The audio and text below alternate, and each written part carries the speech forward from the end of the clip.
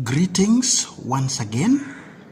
We present Form 1 and 2 work as tested in the year 2017 KCSE Chemistry Paper 1. Welcome as we present the expected responses, and we ask that you be with us until the end of the video.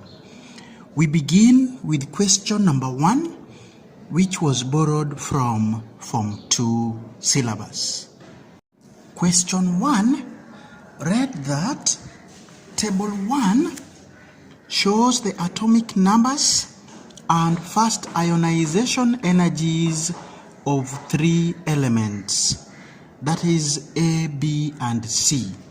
If you look at the atomic numbers, you realize we can write the configurations of the elements, and for atomic number 3 we have 2, 1. For atomic number 11 we have 2, 8, 1, and for atomic number 19 we have 2, 8, 8, 1. For that matter, elements A, B, and C actually belong to the alkali metal group, or group 1 elements. With that information, we can now go ahead to answer our questions. Part A. Explain the trend in the first ionization energy from A to C. And as we can see here, there is a gradual decrease in first ionization energies from 519 all the way to 418. So, the reason as to why there is a decrease is because of increase in atomic size from A to C, as discussed in the periodic table under the chemical family of alkali metals. So the expected response for part A would be that ionization energy decreases down the group. As we have seen from the table, this would earn our student the first mark, and then we continue to explain that this is because of increase in atomic radii from element A to element C. This would earn the next 1 mark, totaling 2 marks for question 1A. Moving on to 1B, we are asked to write the electronic configuration for the ion of C. So you realize the configuration of the atom of C is 2881, and because it belongs to group 1, it will form an ion through loss of the only 1 electron in the outermost shell. For that matter, the ion would have a configuration of 288 for 1 mark. We move on to the next question, touching on Form 1 and 2, and this time round we have question number 11, borrowed again from Form 2 syllabus. So question 11, an oxide of element K has the formula K2O5. So we are asked to determine the oxidation number of K. So here, 2 times the oxidation number of K added to 5 times the oxidation number of oxygen, which is usually fixed as -2, should give us a 0.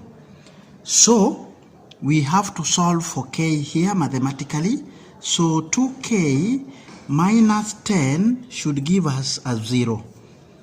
Then 2K is equal to 10, of course positive, and then the oxidation number of K becomes positive 5.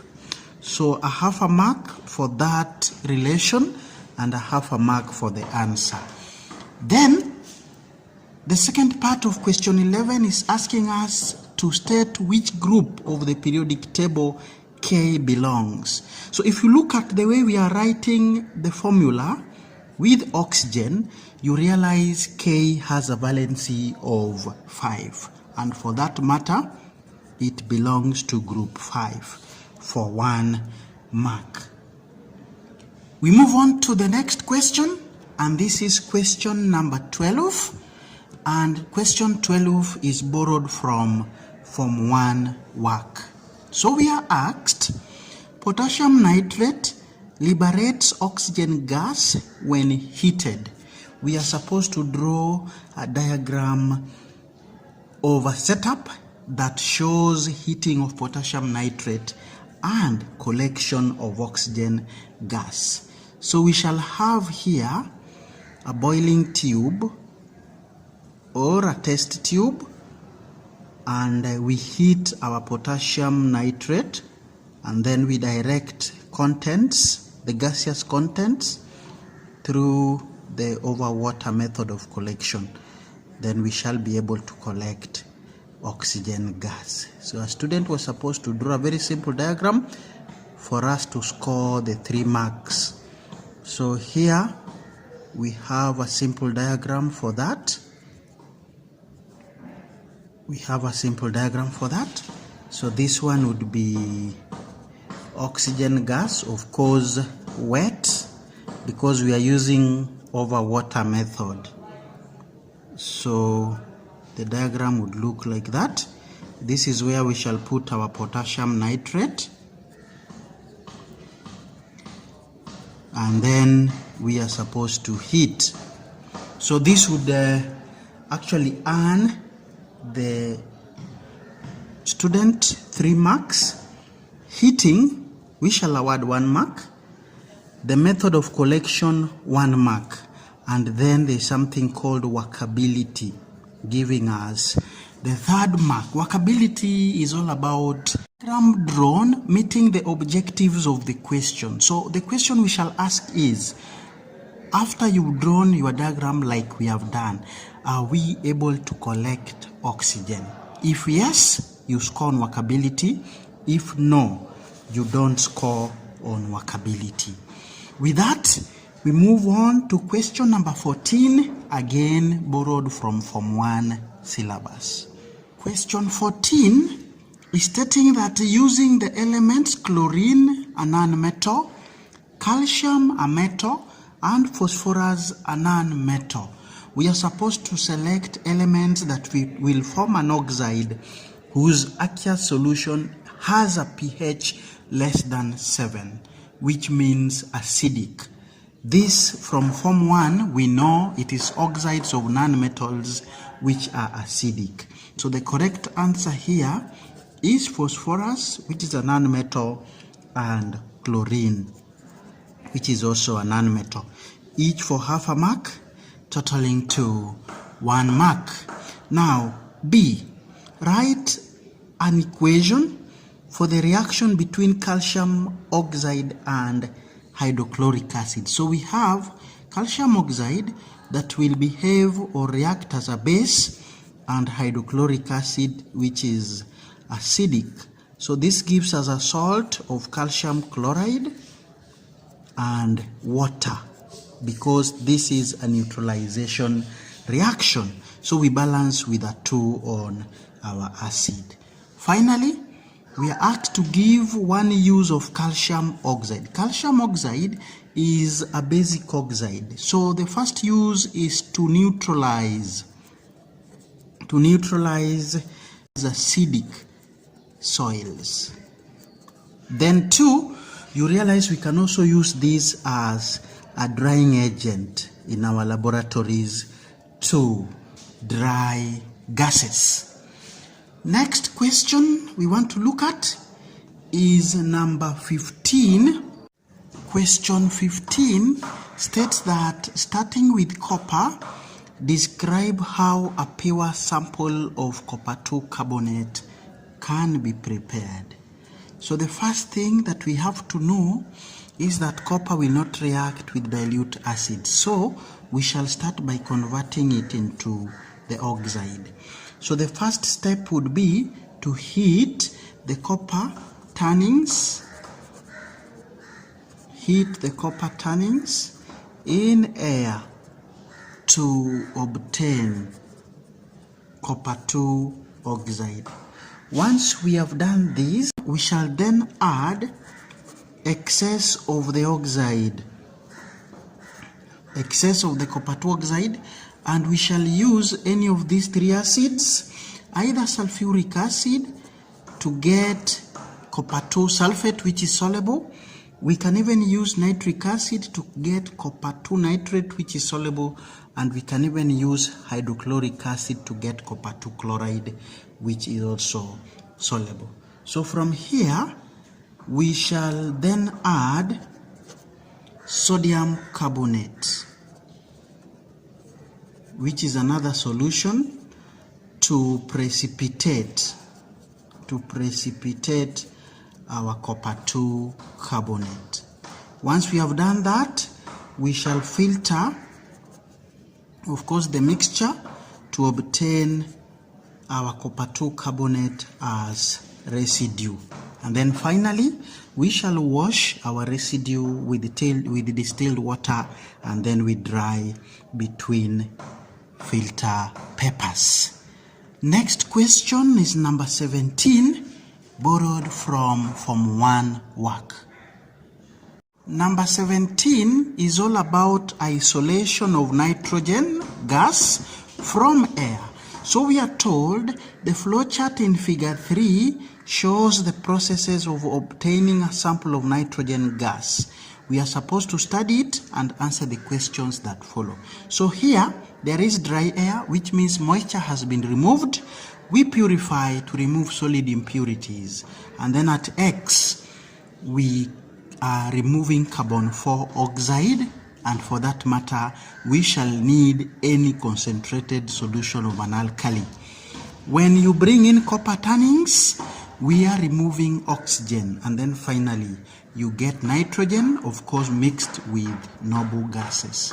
So for part A, identify X. X is any concentrated alkali, so we shall use sodium hydroxide or potassium hydroxide. These two will be able to remove carbon 4 oxide from our air for 1 mark. Equation for the reaction with heated copper tannings. So when you heat copper in air, it combines or it reacts with oxygen to form copper 2 oxide. We balance with a 2 on copper and a 2 on copper 2 oxide.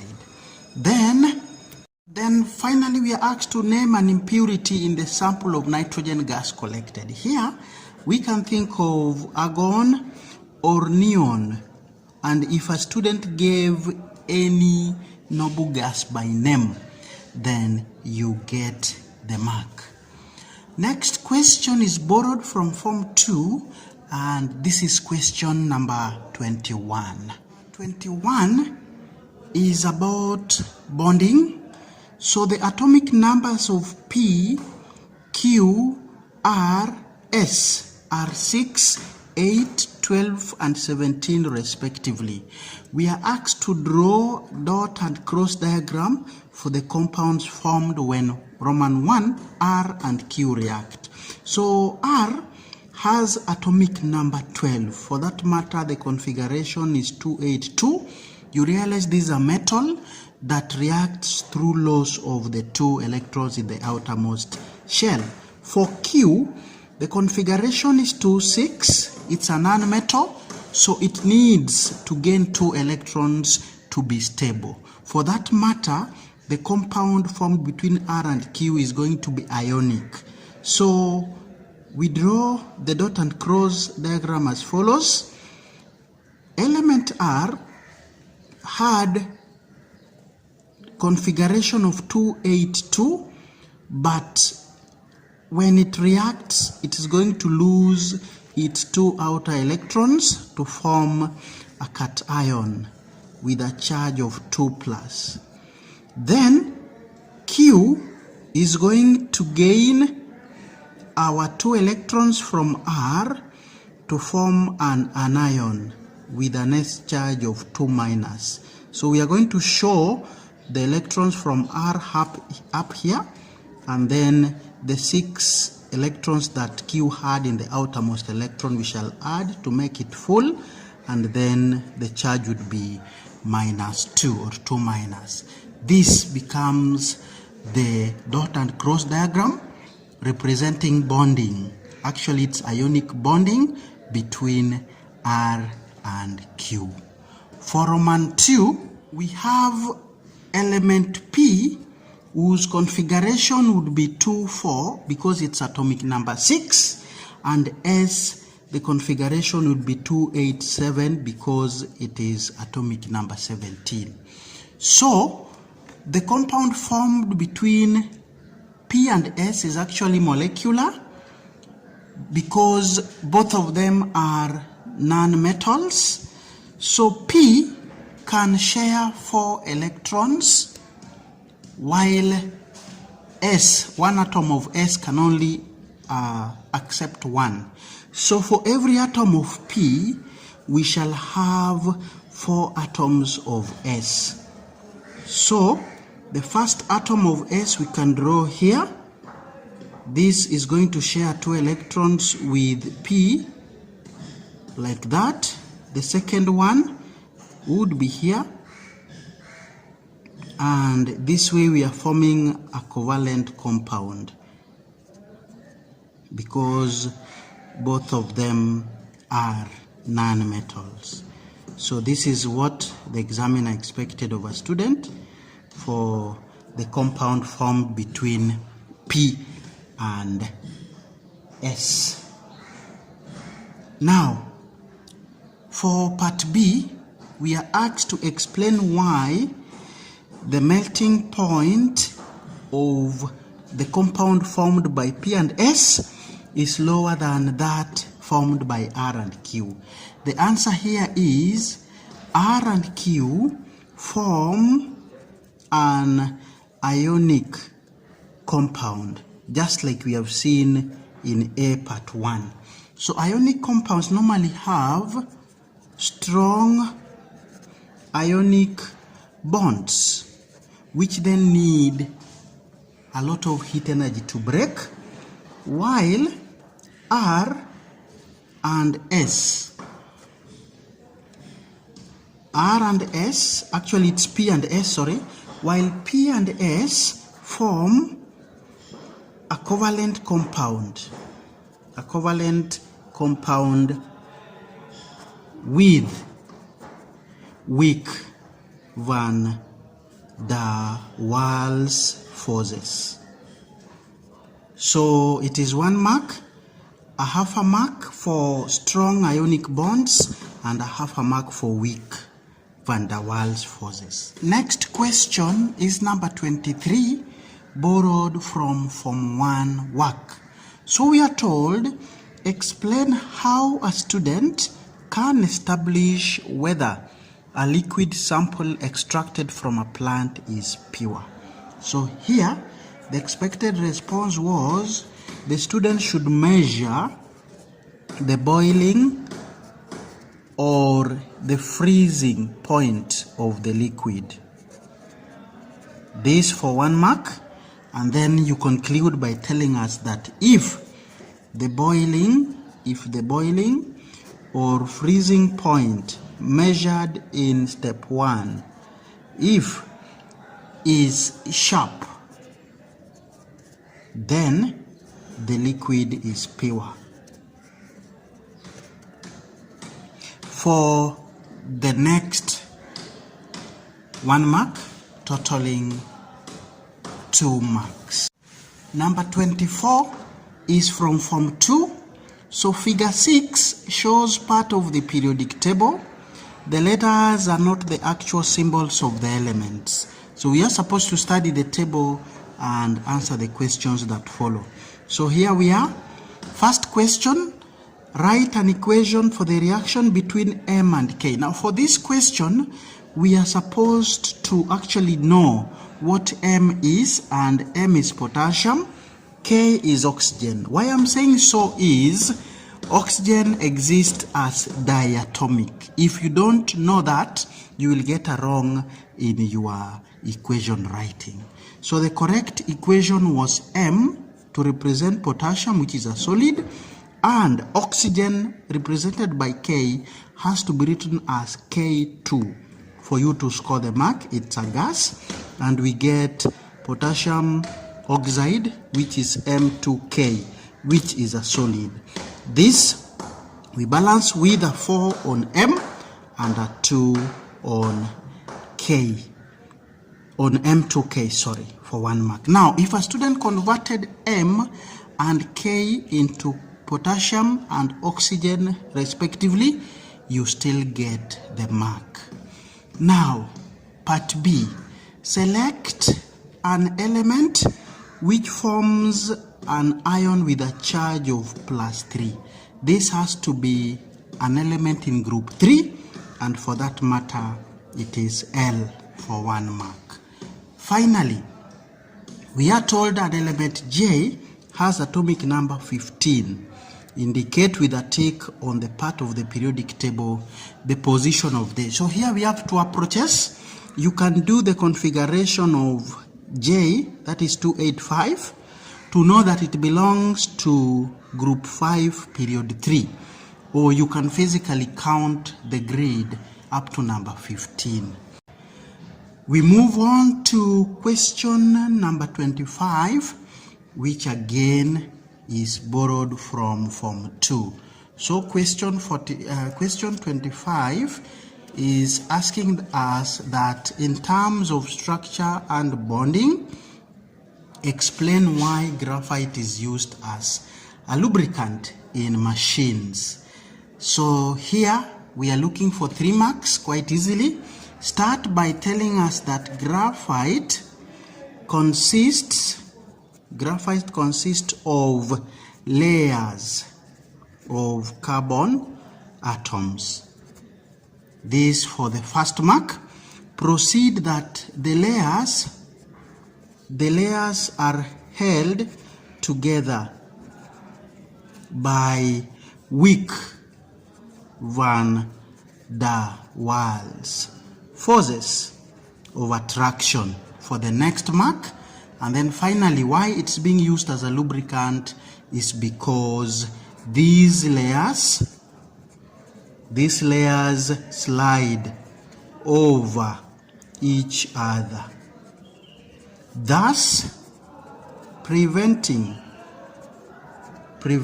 machine to machine contact for the last half mark. We end the video by looking at question number 26, which again is borrowed from Form 2. So question 26 is asking us to define bleaching. Bleaching simply means removal of original color. Removal of original color from a substance. Removal of original color from a substance, making the substance white or colorless. That for 1 mark. And then for part B, we are told to write the formula of the bleaching agent formed when chlorine reacts with sodium hydroxide. The formula is as follows, or we can use this as well for 1 mark. And then lastly, the role of chlorine in water treatment. So chlorine kills germs or bacteria or microorganisms. That's why we use it in water treatment. Candidate, up to that point, we have come to the end of our video where we have reviewed questions from Form 1 and 2 as tested in the year 2017. We wish you the best of luck in your revision, and we continue to thank you for being part of the Kenyan Teacher.